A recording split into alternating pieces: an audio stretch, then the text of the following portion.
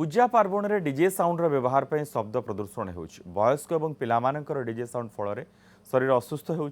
DJ sound को पार्वण समय बंद करने नहीं खोर्धा वरिष्ठ नागरिक मंच पक्षर जिलापाल एसपी और उपजिलापाल को दाबीपत्र दि जाएगी। कमिशनरेट पुलिस भली पार्वण समय डीजे बंद कर खोर्धार से डीजे साउंड बंद करने नहीं वरिष्ठ नागरिक मंच दाबी कर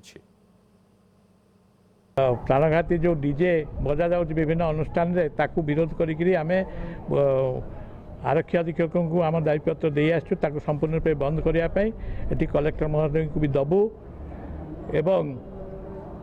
सब कलेक्टर जी कि आमर ये खोर्धा सब डिविजन जे साउंड परमिशन दौरान भी नहीं दबू। Bhubaneswar commissioner police Bhubaneswar DJ निषिद्ध कर कटक निषिद्ध हो सारा